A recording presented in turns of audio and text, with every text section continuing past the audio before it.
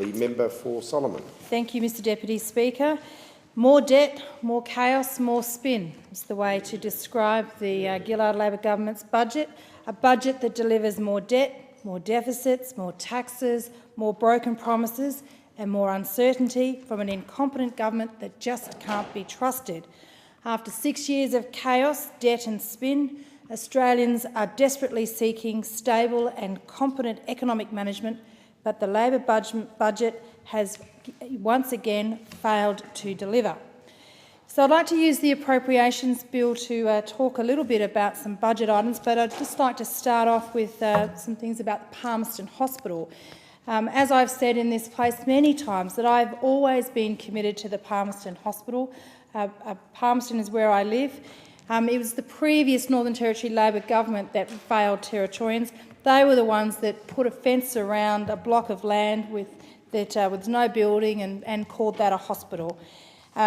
There's no plans to relocate or downgrade services being offered at RDH at this time. And I'd like to share with you, Mr Deputy Speaker, a transcript from the Darwin Territory talk when the Minister for Health, the Northern Territory Minister for Health, Robin Lamley, said, "We've always been committed to a Palmerston Hospital. We've never suggested in any way, shape or form that there wouldn't be a Palmerston Hospital. But I guess coming into government we've realised that what Labor was putting forward would be inadequate over the coming decades. That was fairly short-sighted. So we've committed to spending $5 million or less, hopefully on a scoping study, just to make sure we get it right. When we think that it's absolutely essential, we do get it right, not just for the people of Palmerston, but the rural area, and that way, but the whole of the Darwin area, the greater Darwin area." She also said, "We've committed to a 2-hospital system in the greater Darwin area. There will always be a Royal Darwin Hospital and there will always be a hospital placed within Palmerston area to service the future growth for the greater Darwin area. But yes, the scoping study will be available for public scrutiny and inspection. We think that the plans that the Labor put forward really don't take into consideration the demographic forecast for the area satisfactorily." Does that sound like a government that's not committed to the Palmerston Hospital? I don't think so. But as we know, Labor never fully explored the range of options available to ensure that the health needs of Darwin, Palmerston and the rural area were properly serviced into the future. And that's why it's really important that the Giles government undertakes this scoping study, which Robin, the Health Minister, said that they're going to do. Now, there's a lot of scaremongering that's going on in Palmerston from the Labor candidate, saying that we're not committed to the Palmerston Hospital. Well, that puts on the record that the Territory government is committed to the hospital. I am a member of the coalition and I've always been committed to the hospital. But what we've got to remember is that the $70 million that was provided promised by the Gillard Labor government for a hospital is actually not enough money. I mean, you can't build a hospital for $70 million, and that's why the scoping study is absolutely important. And as I've said, I've always been committed to the Palmerston Hospital because I live in Palmerston. I was at the very first community meeting when the idea of the hospital was first conceived. So I just want to assure people of Darwin and Palmerston that the hospital is not at risk, despite the scaremongering that Labor candidate is putting out into people's letterboxes. Please don't be deceived by Labor's scaremongering. The Palmerston Hospital is not at risk. Mr Deputy Speaker, I'd like to move now to something that is at risk. My colleagues, the Chief Minister, asked me to raise the road funding that the Northern Territory received from this Gillard Labor government's budget because the 2013 federal budget, particularly the National Building Program 2, was terrible for the Northern Territory in a number of ways. Firstly, the overall allocation was down by almost 50%. This was evidenced by the NBP2 being cut by almost 50% from the Nation Building Program 1. In Nation Building Program 1, total $474 million for the period 2008-9 to 12-13. Now, the MBP2 totaled $244 million, which equates to a cut of $230 million. Now, this, as anyone would expect, is a massive blow to the Northern Territory's road infrastructure budget, the civil construction and transport industry, and also this could potentially lead to a result in job losses, because the Northern Territory simply can't afford to carry that burden that the Australian government really should have its share of commitments.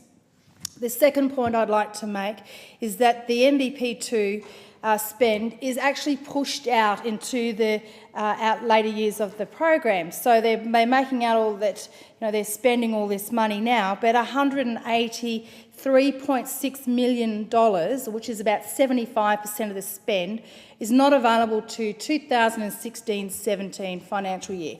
But despite that, this, which actually makes some of the key projects difficult, and one of those is in my electorate, which is the duplication of the Tiger Brennan Drive from Woolner to Berrima Road, and the Regional Roads Productivity Program are potentially both impacted. But despite that, the Minister for Infrastructure flew into Darwin with the Labor candidates, stood there and was like, we're spending all this money as if it was going to happen tomorrow. But you know what? Territorians are smarter than that. They know that this government is leading them up the garden path, and that this money is not going to be available to 2016-17. And unfortunately, the Giles government has to stump up their part of this expenditure now. And I mean, they're suffering because of the former Territory Labor government that left them with $5.5 billion worth of debt. So financially, it's quite difficult for the government to push this stuff out and make the Territory government stump up straight away. So I'm surprised that Minister Snowden wasn't able to get Minister Albanese to fund some of these projects, because some of the projects I'm going to talk about are actually in his electorate in Lingiari. So there's no new capital expenditure for the Australian government road network. This is despite the Northern Territory submitting a infrastructure program worth around $522 million, all projects that are largely in the Minister Snowden's electorate. So there was $40 million for flood immunity on the Saddle, Matheson and Sandy Creeks on the Victoria Road Highway, $70 million for safety and fatigue management, including truck parking bays, intersections and safety treatment in the Catherine River Bridge, upgrading the Stewart Highway from Dixon to the MVR in Alice Springs, which is actually Minister Snowden's electorate, $125 million for strengthening and widening the National Highway for the Stewart, Barclay and Victoria Highways, $180 million for ongoing repairs and maintenance for the national network. So what did the Northern Territory get? Zip. Nothing. No money for capital expenditure upgrade whatsoever.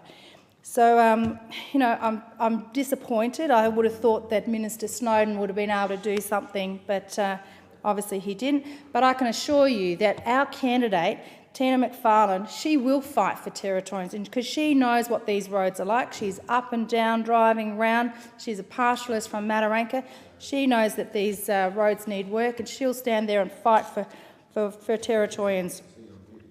I've got to say that the NT did get some funding, as I said, but it won't be available to 2016-17. And we, as I said, we've had Minister Albanese and all the other ministers come to visit my electorate, and you'd be surprised, Member for Durack, that they don't let us know that they're coming, but they're spruiking all this money that they're spending. But anyway, so we've got some other expenditure some other projects which the Northern Territory missed out on. So we have $40 million for the sealing of the Tanami Road, $80 million for local roads, $20 million for Gappa-Weack, $25 million for Ramingingi, $10 million to seal the road from Ali Karung to the Stewart Highway, $25 million to seal the Kintor Road from Papunya to Derwent River Crossing, $20 million for upgrading the Kalawinki Highway from Galawinku to Gawa, $40 million to extend sealed on the Outback Way towards Hart Range and some other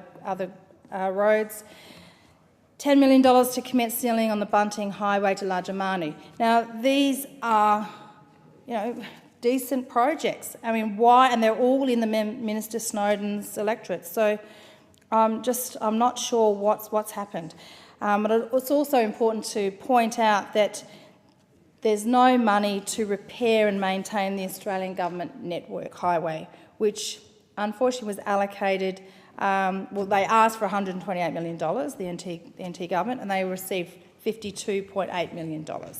As I said, our candidate, Tina McFarlane, she would stand up and put up a fight, and I just think that Minister Snowden's just let it go on down. I know that Senator Crossan would have been in there fighting. She's a good member, not a member, good representative for the Territory. Unfortunately, Labor aren't listening to her and they've let her go away, but and that's very disappointing. The Chief Minister also wanted me to point out that the $128 million is desperately needed to repair and maintain our road pavements due to growth, due to the adverse weather and ageing road pavements. As a result of less funding, Mr Deputy Speaker, the concern is it will lead to rapid deterioration in some sections of the national network, as dollars will have to be diverted to higher priority areas to assure accessibility and stability. And that's the Northern Territory Government's prerogative. But it's just disappointing, $128 million that the Northern Territory put good costed funding in, and we've seen that they've basically been ignored. This is not the first time this issue's been raised. I know that my colleague Senator Scullion raised similar concerns last budget, and so we're doing this again. This reduction in funding also, despite the sections of the Stuart Highway from Darwin to Katherine being labelled a high risk and some of the worst in Australia for road conditions by the AANT. That's pretty alarming that the upgrades are being ignored, and as I said, they're all in Minister Snowden's electorate. Maybe they're going to be using some of this money that was put away, member for Durack, the $430-odd million that was stashed away in the budget on announcements that have not been made, but secret announcements. So maybe these are going to be some of these.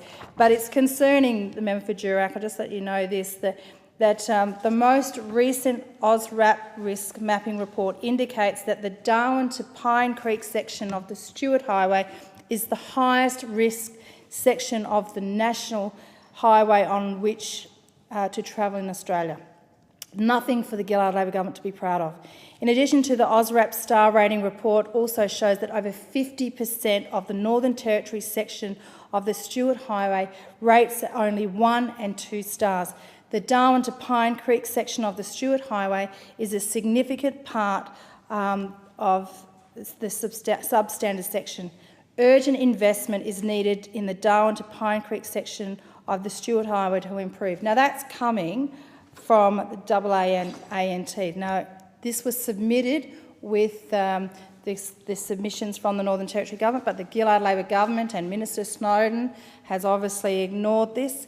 And as I said, I know that our candidate, Tina McFarlane, she would fight for funding to ensure that these roads in Lingiari are well serviced, and that having substandard roads is not good. So I'm appalled that the Gillard Labor government has chosen to ignore Territorians, and I just think that they need to make sure that they focus a bit more attention onto our roads. And as I said, this is not the first time the road expenditure for the Northern Territory has been raised in this place. My colleague, the Senator Scullion, has raised in the other place many times in his tenure as a senator the expenditure on road funding and how important it is to make sure that the national highway framework is maintained for safety. The reason the Stuart Highway is the only way in to the Northern Territory by road. If that is not maintained, it is going to be detrimental to Territorians. Thank the member for Solomon.